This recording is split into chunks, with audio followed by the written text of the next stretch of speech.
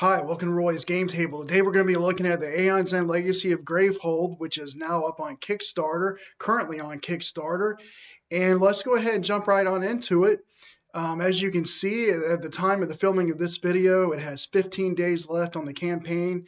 So you've got some time to make a decision on whether or not you want to back this game. And the point of this video is for me to give my recommendation on whether or not I think you should back Aeon's End Legacy of Gravehold, as you saw in the title of the video.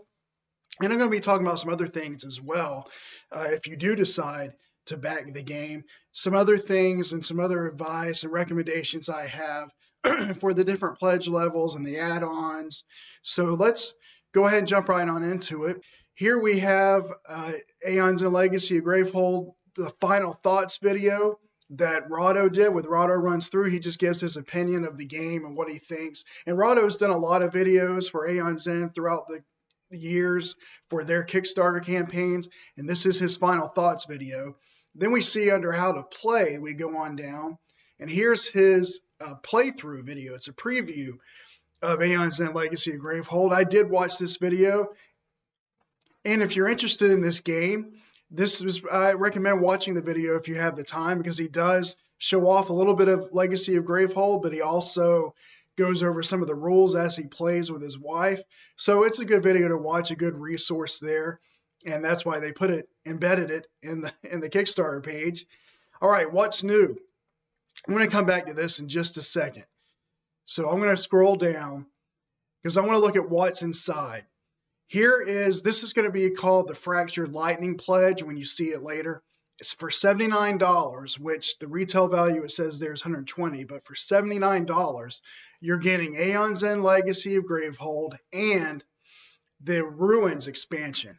Now, what all does that encompass? Is it worth $79? Is this a Kickstarter that I should back? Well, let's first of all look and see what all we have. Legacy of Gravehold brings an epic conclusion that you've followed since Aeon's End Legacy. With the branching narrative brings you more than twice the narrative content. So you get, according to this, you get more than twice the narrative content than what you've seen before. So if you are twice the narrative content of Outcast. So if you are someone who likes story in your board games, you're getting a lot more of it here than you did with Outcast anyway. And then you're going to see some of your fan favorites returning as mages, over 20 playable mages, double what you've seen before. Now they must be talking about double what you've seen before in just one specific wave of content, if you're comparing it just to one wave of content. Because, if you look at all 5 of the previous waves of content for Aeon's End, there's more than 20 mages. Sure. I mean, I haven't counted it up, but there have to be, because there's a lot of mages just in waves 1 and 2. But I think if you compare what they're putting in Legacy of Gravehold to just one of the waves of content, you're getting a lot more. But you're getting 20 playable mages, it says here, and then nearly twice as many nemesis and 50% more supply cards. So you're getting a lot more content than what you're probably used to from any one previous wave. Also, the last wave in Gravehold story provides new legacy elements. There's some power-up cards that power up from game to game, and in Rahdo's video that gets shown off. He talks about that a little bit. Lasting consequences, an experience system, and then increased flexibility and full control of mage upgrades. So you get some of that, and then your choice just change the narrative. Your outcome in those battles will present different parts of the story, different mechanics and elements for future games. So you're getting a lot of content, a lot of narrative content, a lot of nemesis, 20 playable mages. I do want to mention before I go any further that this is a legacy game, so you're going to be putting stickers on components, writing on components. But unlike some of the legacy games I've played, with Aeon's End Legacy of Gravehold, when you're finished with the campaign, most of the content will be able to be used with the other content, the other waves of content. You can mix it in. So that's nice to know that it increases the replayability of what you're getting in Legacy of Gravehold, which apparently is a lot. And then you see there's a reset pack I'll talk about in a second. In fact, let me go ahead and talk about that now. All right, I want to look at these two narrative booklets. You get Azer, which is one of the cities, and then Gravehold, which is the city that is just part of the has been part of the world of Aeon Zen. Two narrative booklets. Now, from what it says in the FAQ, and let me go to the FAQ. As you can see here in the FAQ, why are there two narrative books? At the beginning of the campaign, you'll be asked to choose a side to start with, Azer or Gravehold. That choice will determine which narrative book you will use the whole campaign. You'll play a number of chapters with the side you choose, then you'll play more chapters with the other side so that you can see both sides of the story. And then you can go and read the rest of that later. So, based on the FAQ then, you'll start in one book, say Gravehold.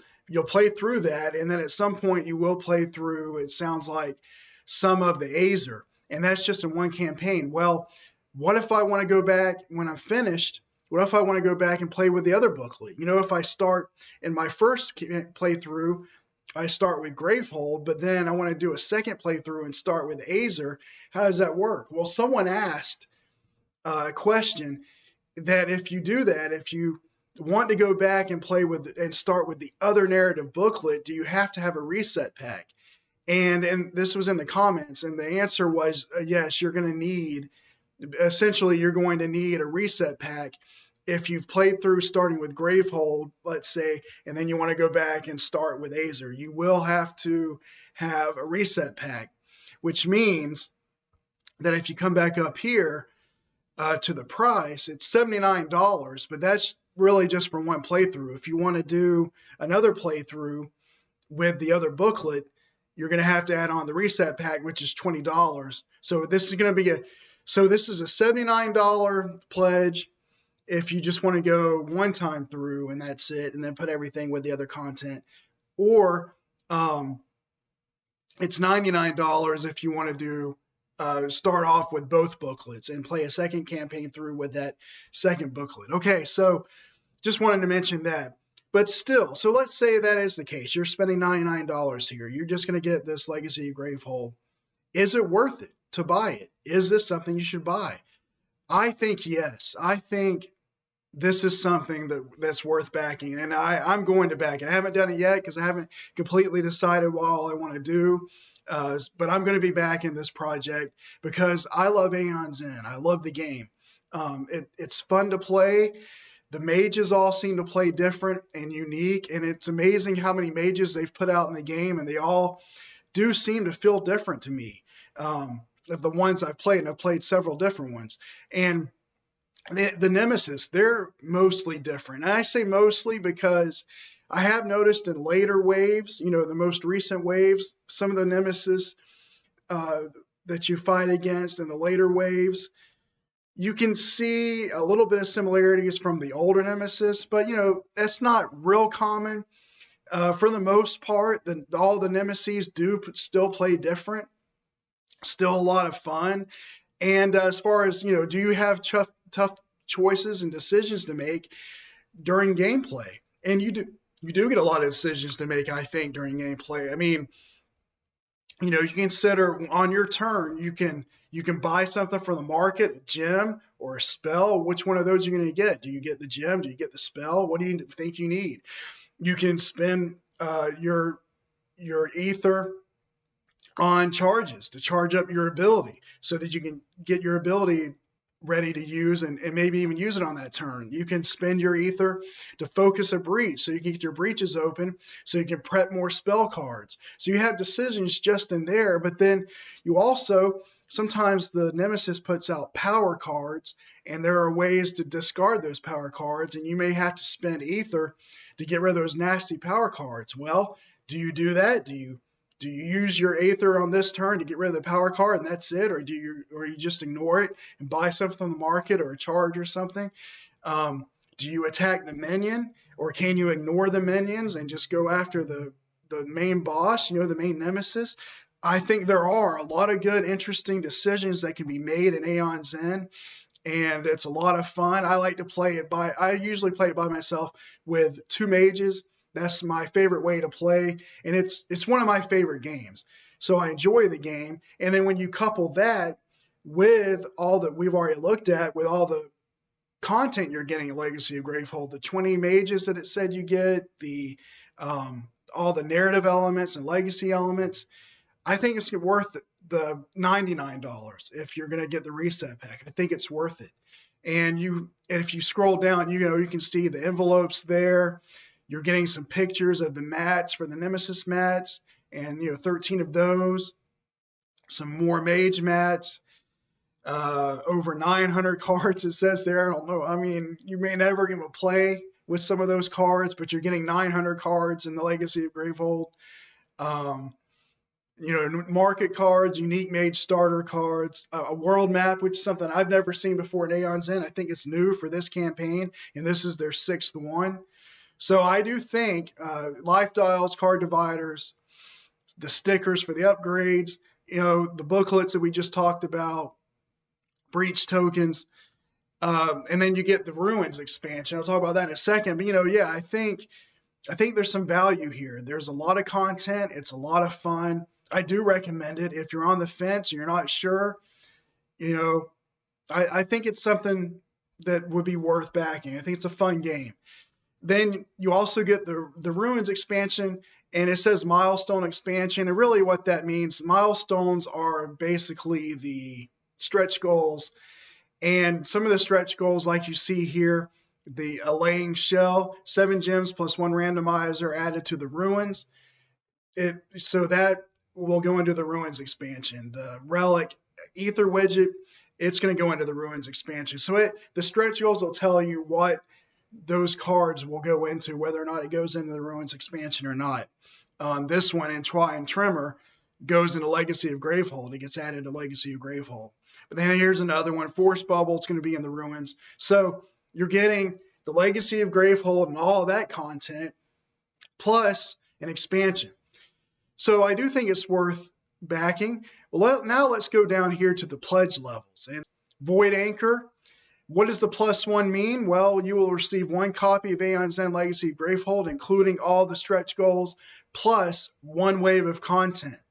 Volcanic Shrapnel, it's a +2. That means you're getting Gravehold and the stretch goals and everything, and 2 waves of content. And then 3 waves of content, 4 waves of content, 5. Well, what are the waves of content? Well, here they are. The way I like to think of it, a wave of content is kind of one Kickstarter. So wave 1 is the Aeon's End core game with its 2 expansions. It's the 2nd edition, actually, that you're getting, but wave 1 is the core game with its 2 expansions. Wave 2 is Aeon's End War Eternal and its 2 expansions. And by the way, Aeon's End War Eternal is a standalone expansion. You don't have to have wave 1 in order to have wave 2. Aeon's End Legacy with wave 3, you don't have to have waves 1 and 2 in order to play Aeon's End Legacy. It's a standalone thing. And so the waves are the different Kickstarters they've done, and with which is a core game like 2nd edition, and with the expansions that came with that core game. And it tells you what all they are. Wave 1 is the 2nd edition with the Depths of the Nameless, and you can't see it, but Outcast is wave 5 with the Return to Gravehold and Southern Village. So with that in mind, then, let's say you're a person who wants to, you care about the story. You care about that narrative story. That's important to you in board games. You enjoy that. So and you don't have anything really, or you don't have everything. So what is it that you need to get? Well, if story matters to you, then I think you're going to want to get at least the Temporal Strike pledge level, which is the +3 that you see here for $269. That is a lot. But, why do I recommend that if you're in that situation? Well, that's because if you remember from earlier, Aeon's End Legacy of Gravehold concludes the story that began with Aeon's End Legacy. And it started with that, went to New Age, went to Outcast, and will conclude with this one that's being offered here, Legacy of Gravehold. So if you want the complete story, you're going to have to get waves 3, 4, and 5, and that means you'll have to get the Temporal Strike pledge level here. Now, what if you're a person who doesn't care about story? You don't care about story. You just want to have fun. You just want to play the game. That's not an important element to you. What should you do? Okay, well, let's say that you're that person and you're looking at getting into the Paradigm Flux for some reason. You want to get the Legacy Gravehold plus 4 waves of content. Well, that means you're going to have to cut out one of these waves of content. Which one do I recommend that you cut out? For me, I recommend that you cut out Wave 3, the Aeons and Legacy and Buried Secrets. And that may not be a very popular recommendation. For a lot of people may not tell you that. But the reason why I say cut out Wave 3 is because for me, personally, that's my least favorite content. And by a lot compared to the other ones. I mean, Waves 1, 2, 4, and 5, I loved them. What I've played of them. In fact, they're so good, it's hard for me to decide which one I like better. They're all just excellent. But for me, Aeons and Legacy was much lower, much less exciting. It wasn't a good experience for me. And I can't really tell you why. I can't give you a lot of information why, because if I did, I would spoil the story. I'd have to spoil the story, and I don't want to do that in case you decide that you do want to get Aeons and Legacy. You know, who cares what I think? You want to get it anyway. So I can't really go into a lot of detail on why I didn't like Aeons and Legacy. I mean, I can, I guess, say that for me, I think of some choices I made early on in the campaign that just really messed me up, and I just wasn't able to recover from. I fell behind, I guess. There was also just some things in the campaign that just weren't fun to me. I just didn't enjoy it. In fact, my 2 least favorite nemesis in all of Aeon's End are both in Aeon's End Legacy. So it just wasn't a good experience for me. Now, I will say that, just kind of on the side, I will say that when I backed Aeon's End Legacy, I did buy the reset pack for that. I haven't gone through that reset pack yet, but I think eventually I will. Eventually, I'll probably go back through because it is Aeon's End. I do love Aeon's End, the game, the mechanics. So I'm willing to give that Legacy version a second try to see if I can maybe make better decisions or have a better experience. I want to give it another chance. Aeon's End is such a good game to me that I'm willing for me to give the Legacy version another chance. So, you know, even though it was my least favorite expansion and it wasn't a good experience, it's still Aeon's End. It's still better than a lot of the other games I've played. So, but if you're going to go in at the Paradigm Flux pledge level, where you're only getting 4 waves, and you don't care about story, then to me, you get waves 1, 2, 4, and 5. Now, what if you want to go at the Temporal Strike level, where you get 3 waves and you don't care about story? Which ones do you get rid of there? Well, you get rid of wave 3. You don't take that one. I think you get rid of, personally, I think you would also drop wave 2. So that means you're picking up wave 1, 4, and 5. And let me explain why I'm saying that. Because wave 1 is that was the starter one, and it has a lot of straightforward mages. You know, it has Brahma, who has her ability is any player heals 4 damage. Well, that's pretty straightforward. You know when you need to use that ability if you can use it. Zana, who comes in one of the expansions for wave 1, her ability is heal Gravehold 7. Plus, she also has her starter card, I think it's Eternal Embers, which is a great starter card. I think Zana is a great character from wave 1, but she has a straightforward ability. Reeve is pretty straightforward. 3, deal 5 damage to a minion, then deal 3 damage to another minion. So if you're wanting to get into the game and learn the game, and just focus on the game, not have to also try to figure out the best way to use your mage's ability or whatever, then I think wave one is probably the best way to go there. And really, that's the only reason why I recommend wave one over wave two, is because the mages are a bit more straightforward. Wave two is great content, but if you're only going to get 3 of the waves, you got to cut 2 of them out. So I think wave 2 and wave 3. So I've told you why to keep wave 1, but then why would I say keep waves 4 and 5? Well, those two have the expedition mode, which was introduced with the new age, and it's not legacy campaign, but it is kind of a campaign element. It does have a story, and you upgrade your mages in a different way than you would in legacy. I'm not going to go a lot into the expedition mode, but it is kind of a campaign. And in order to get the most out of the expedition mode, you're going to need waves 4 and 5, right? Because if you don't get wave 5, then you're going to be missing out of some of what you would get with the expedition mode. Same thing if you don't take wave 4, you're going to be missing out on some of what you would get with the expedition mode. And so in order to get the most out of that gameplay feature, I recommend that you get wave 4 and 5. So if you're going to take Temporal Strike and you don't care about story, I recommend waves 1, 4, and 5. Now, if you want to go to Volcanic Shrapnel, which is 2 waves of content, what 2 waves of content do I recommend? I think it depends on who you are. If you're a person who you want to ease yourself into the game, you just want to play it, you don't want too many rules right off the bat, you just kind of want to get used to playing the game, then I recommend waves 1 and 2 for you. Because again, wave 1 has the straightforward mages. It is a good entry level. That's how I learned how to play the game. You know, a lot of people will say, and I've read a lot of people say, that Aeon's End Legacy is the best entry point for this game, for all of Aeon's End.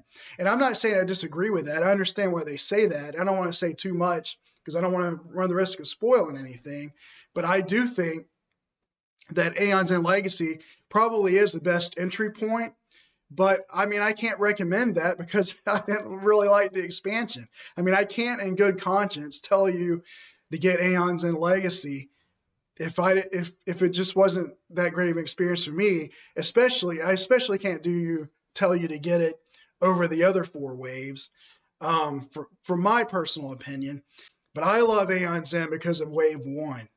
And so to me, that's the entry point. And you can learn the game that way. I learned it with wave 1. A lot of other people had to learn Aeon's End through wave 1.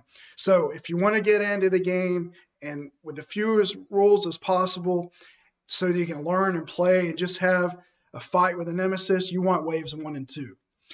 If you don't care about, if it doesn't bother you how many rules you have to learn, you're willing to learn as many rules as you need to. You're willing to jump into the deep end, so to speak. If it doesn't bother you and you don't care how much you have to learn, then I actually recommend you picking up waves 4 and 5 because of the expedition mode. I do like the expedition mode when I've played of it. It has some cool mages in those waves. There are some good nemesis in those waves. That's a great place to start. If you don't mind learning the game and also having to learn the expedition rules all together, if that doesn't bother you, then I think that's a good place.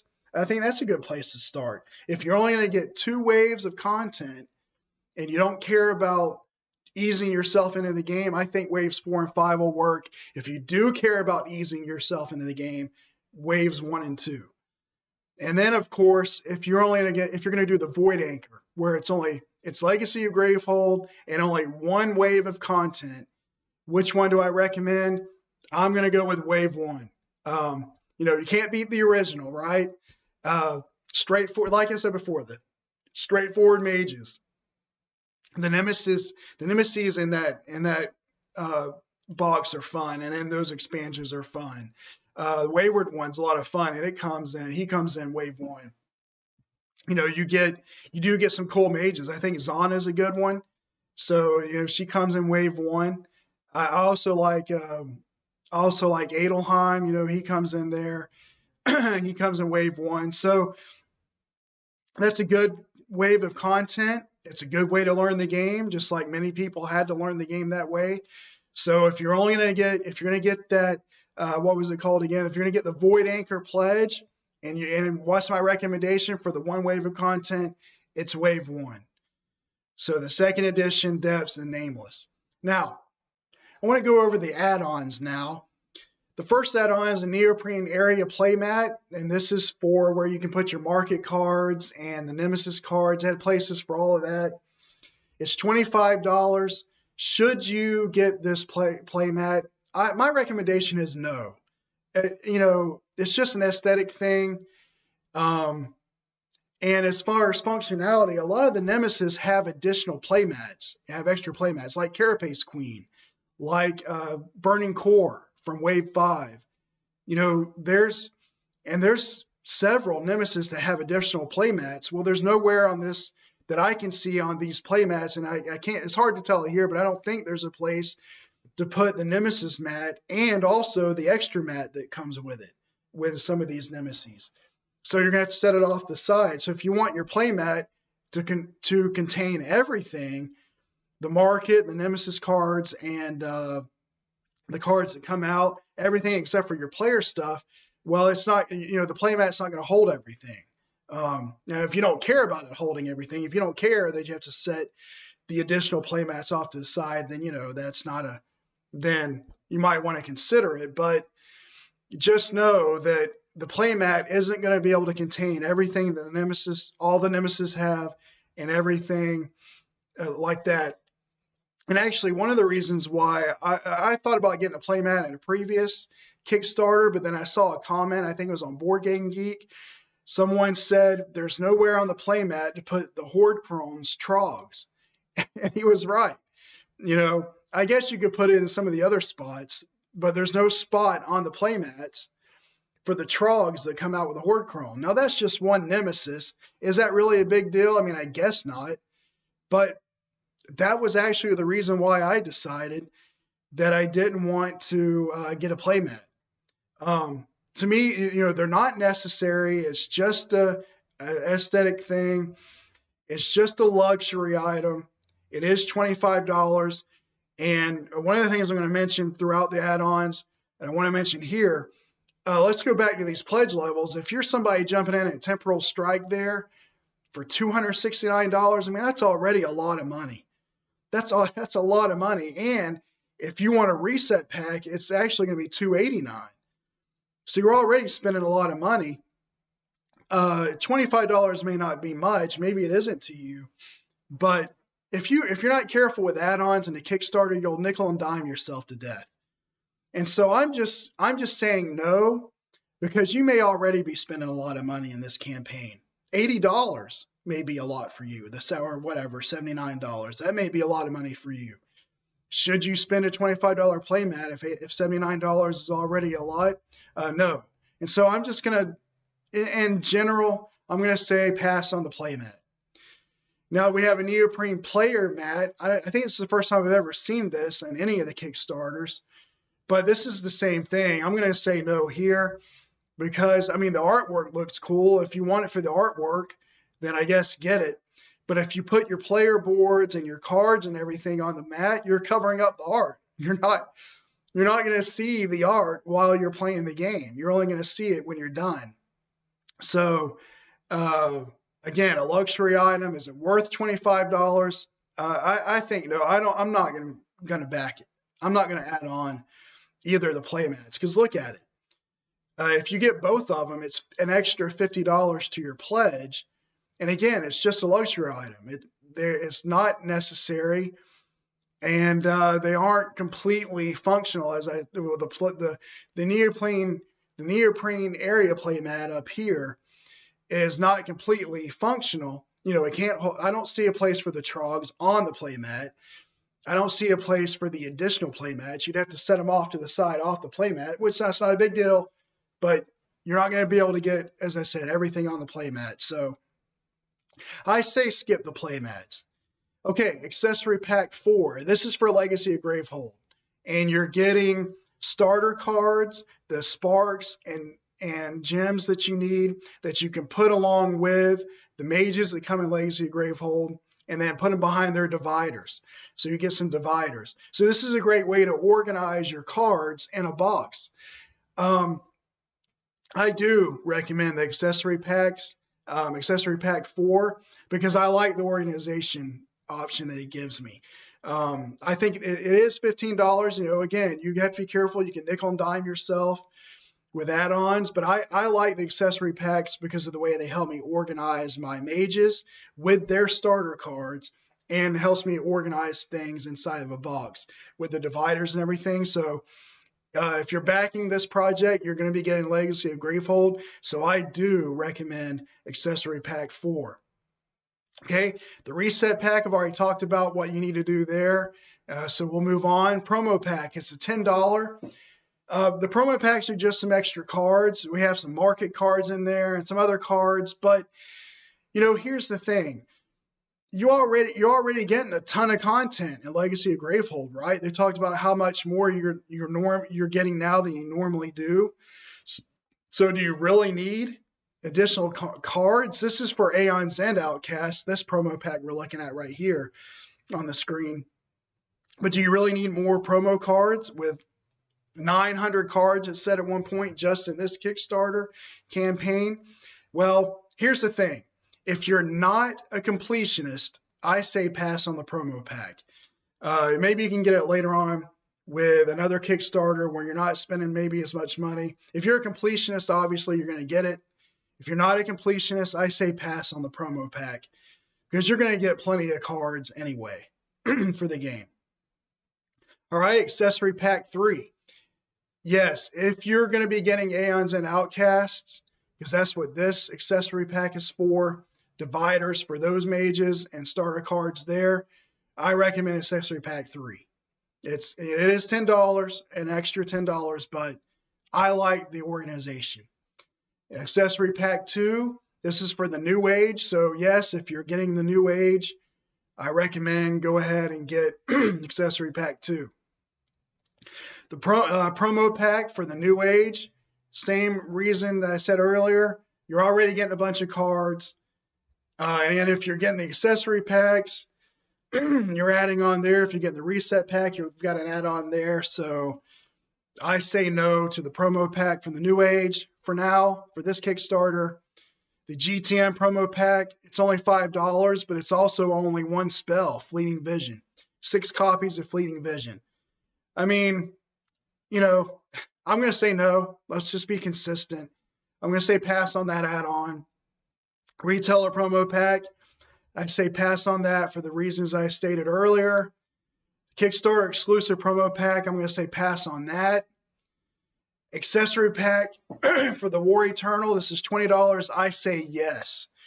In fact, if you were going to ask me if you were going to get one add-on, what add-on would it be? I would say accessory pack for the War Eternal, which is the one we're looking at right here. Yes, this instead of the reset pack for Gravehold. Just play through Legacy of Gravehold one time if you only want one add-on, because I really like this accessory pack for War Eternal because it comes with some dice there that you see. I think it's 10 dice you get, and then you get some gems that they're like little plastic gems, and they look cool on the table. They really are an upgrade. In fact, the first video I ever did on my channel was an Aeon's End playthrough showing off some of these components that you get in this accessory pack for War Eternal.